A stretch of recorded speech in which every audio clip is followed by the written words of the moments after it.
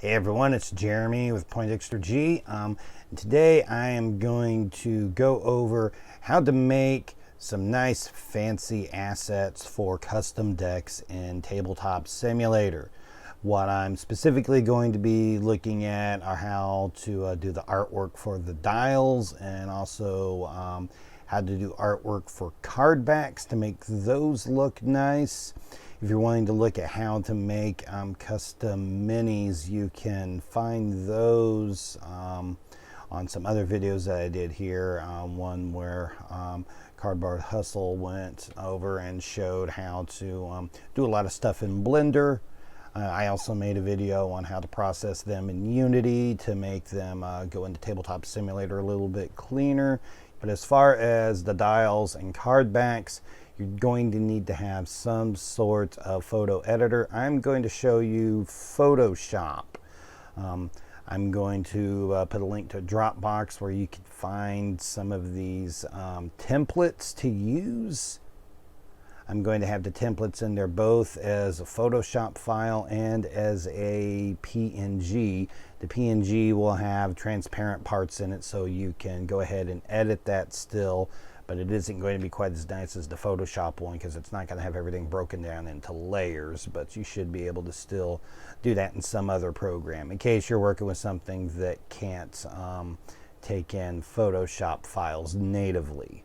Okay, so this is Photoshop. If you're not using Photoshop, you'll use your photo editor, but this will still give you an idea of what you can do. Okay, so to show you the main parts of it, this circle up here is going to be the top of the dial. I've included the nameplate on here as a separate layer so that you can put the name on that and adjust it how you need to.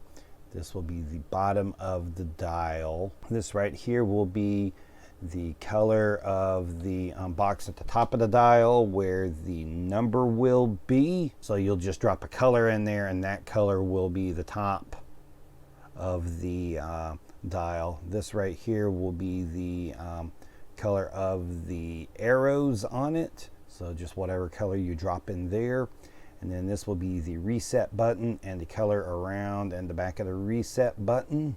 So to give you an example of what one of these would look like filled out, we have here the dial that I have for the Sam Houston character. We can see that the top of the health dial should be brown in color. It should have orange arrows on the side of it. We'll have orange around the sides and back of the reset button, and the top of the dial and the back of the dial will look like these, and I've made the nameplate on here that way. Color for the numbers will not be controlled in here. That's going to be somewhere in TTS, and I can show you where to do that at. I'm going to go here into TTS, and what we'll do is we're going to create a room in here,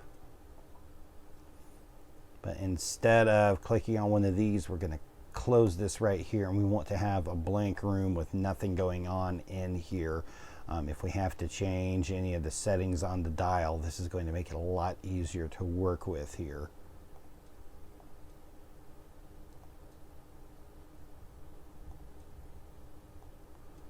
So right here I'll drop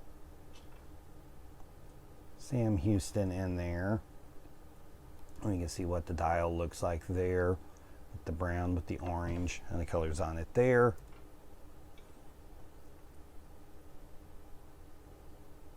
Where did this originally come from? Well, that comes from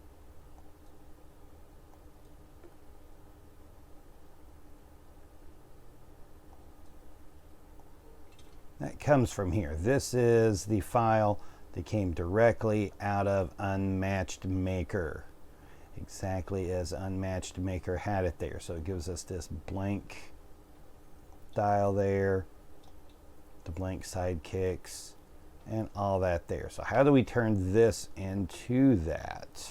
Well, I'll show you what we will do here. First thing we're going to do is we want to turn this color off. We want to make it white so that it's tinted white. If we leave it brown, it's going to cover over it, which won't be good. And now here, go to custom, and right here, diffuse image. That is what we're after there. So we're going to browse the local files, And what we'll do here is you'll want to host this on the cloud. Local means it will pull it off of your local hard drive, which means you can see it, but no one else will be able to. Cloud is it goes and puts it on the cloud so that the world can see it, and it can be seen to other people. Then we will hit import, and boom, there it is. We now have it. We have that. We flip it over. We can see the back. Now let's say we wanted to change some things on the dial here. We're wanting to change some of the colors on it, or the colors of the number, or in fact the actual number that it goes up to. We'll right click on it, go to scripting and scripting editor. And this is where we need to be in this room without anything going on, because if we're in a room that has a lot of other stuff in it, the scripting editor will break. There's two things I'm going to show you here that are going to be important. Well, a few things here, but we'll have the maximum value here, which this will be what the dial can go up to. And you're going to have this here, which is color hex, which will be the color of the numbers on that. Now, if you need to change that to something else, all F's is white, all zeros will be black. So we can do that, hit save and play. And there it is in black. If we want to make some other color, what we'll have to do is go back to Photoshop. So let's say that we want to make it this color right here. What we'll do is grab our color picker, we'll grab that. Go over here, double click it, and right here, this number here, this will be the hex code for that color. So we'll just copy that. Then when we go back to TTS, we'll go into this, and we'll go back to the scripting editor.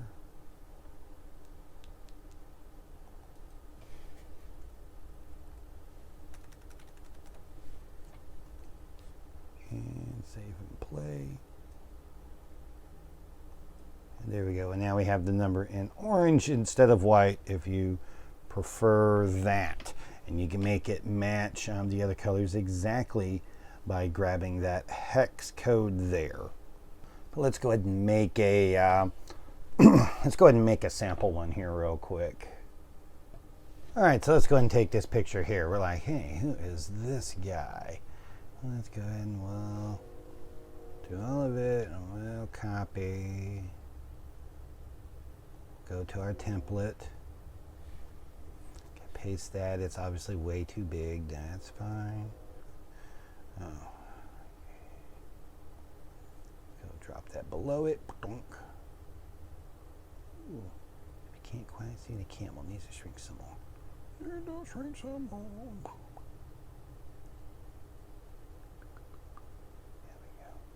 There we go. See. Right there's about the best we're gonna get. All right, let's go zoom in.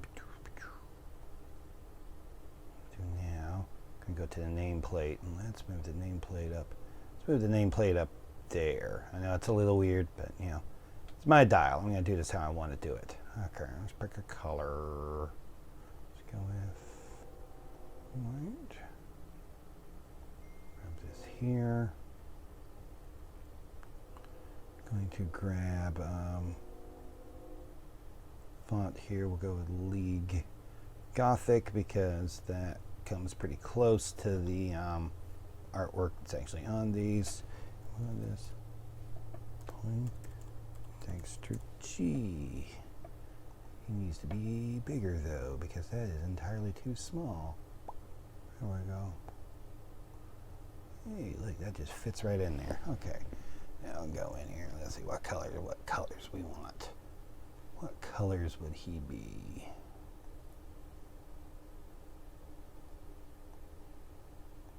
Let's go with red. Ooh. Wait, no, I'm on the wrong one. There we go. Boom. Okay. And the top of his dial. He should be red. Boom. Whoa! That's what happens when you're on the wrong layer.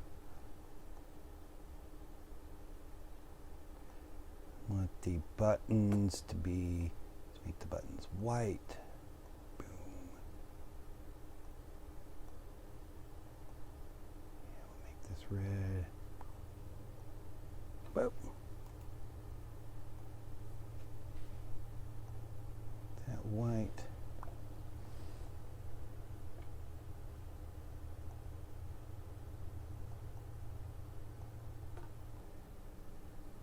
And for the back, we'll do this picture. And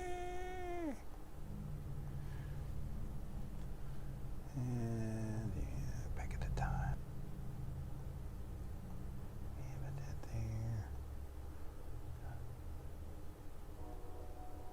Put it underneath these. It's still too big.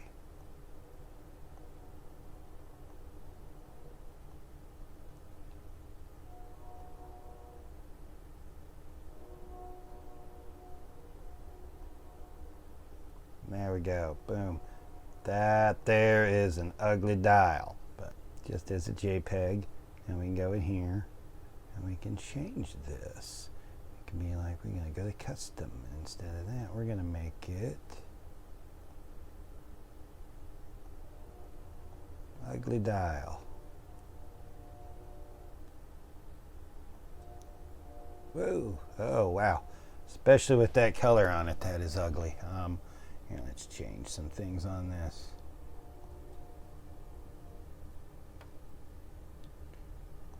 Let's see.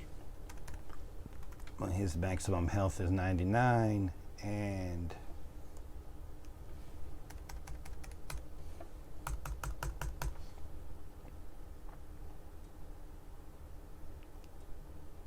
there we go. Boom.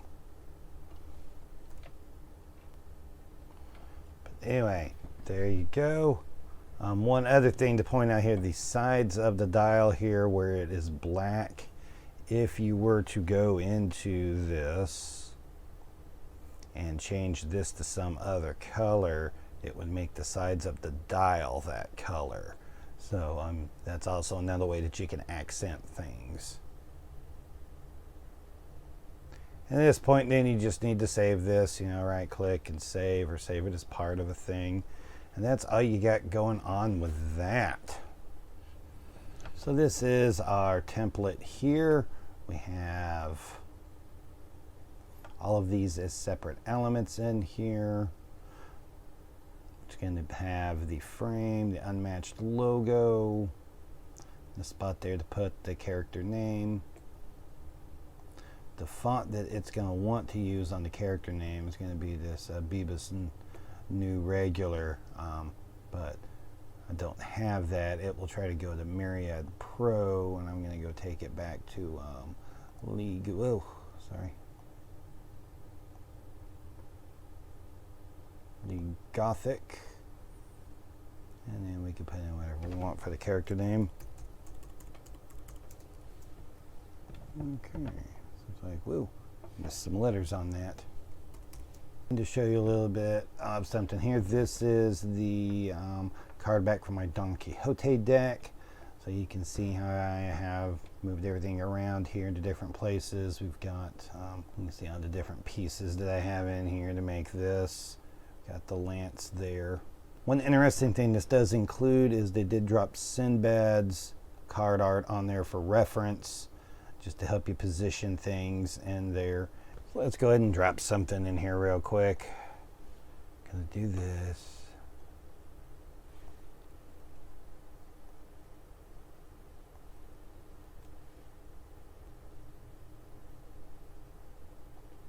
Because we drop it down here.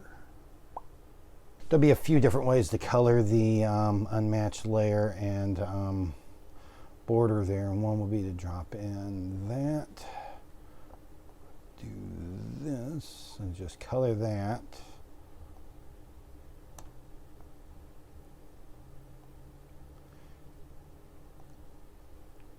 Then we'll put this logo, we'll put it up here below the frame and everything. Then we will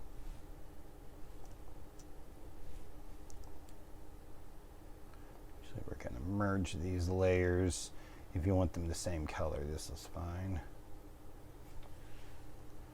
But we'll just highlight that with a control click. Go to layer, we'll go to layer.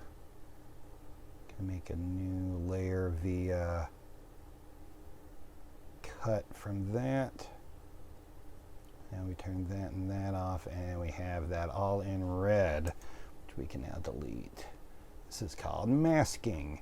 Now we have a little bit of the sky behind it there. Let's say we want that to actually be white.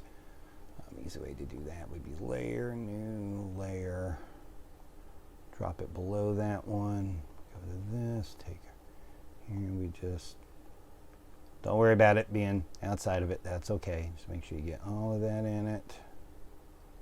Nice and neat. Make big blobs there. Now we can put these. We can layer. We can merge the layers. And we could just select and get rid of those bits. Hey, look at that. This is some card art here, guys. This is some fantastic card art. But anyway, it gets you an idea of what that looks like there. You know, it can be one image just dropped in there. You can make an image, you know, completely from scratch if you feel like it. It's however you want to go about that. An alternate one I will show you in here, and I only have this, and this one's only available in Photoshop because it has some elements that are in there. This kind of gives you that diamond and circle look that you have that's on some of the card backs from the early Unmatched set, particularly Volume 1, Bigfoot versus Robin Hood, Raptors versus Engine, and Bruce Lee. I think that's all of them that use that. But that's a good way to kind of add a little bit of something to it. If you just have something you're dropping on top of it there, they can help it look a bit nicer there. Either drop in front or behind it, or put this in the middle behind them. But like I said, this is only in here as a Photoshop file. Last one I'm going to show you here is just a card art template, and this is something you're going to use just to position the artwork. This is going to be to help you size the artwork properly so that you can put it onto the cards in an Unmatched maker. I'll go ahead and I'll drop another picture here. And let's just drop this in here. Once again, this is way too big. Let's drop it like that. And what we'll do is that this is going to drop behind this, and this is just going to be a guide to tell us that, like, we're going to have the banner over there. If it's a longer name, this will go down further. I'll show you where the circle for the boost value would be. That can help you do it. One thing to remember is if your card has a lot more text on it, then this will start pushing up and it will shrink and become more rectangle as you do that. But this is just a guide, so you put it behind it, make sure everything's clear so you can tell that that isn't going. Then you would hide that layer and go ahead and save this file. And then what you'll need to do is put this on some place like Imgur or something, and go ahead and then copy the links from those and then put those into there. This will help you position them a little bit better than just grabbing random images, because a random image may not center exactly like you want it. And if you're trying to be real fancy and put like several elements on top of each other or something, you need to be able to, you know, tell what your just basically what your palette looks like there, and to make sure that you've got critical parts of your artwork not being blocked by the particularly the banner on the side there. Okay guys, so that is a look at all of that there. Once again, I'll put a link in the description that will send you to where that drop box is so that you can find these templates, and they can help you a lot with making your custom decks look nice for Unmatched Maker and to make them look really pretty in Tabletop Simulator. So if you found this video, give it a thumbs up and a like. You You can go down to the comment section and let me know any thoughts that you have or any questions you have or any other things that you would like to see me talk about. This was something that was actually brought up by someone in a YouTube comment, which is why I have made this video to answer that. You can also, if you haven't yet, you can go to my channel and subscribe there so you can see all the videos that I post so you don't miss anything. We'll see you around next time.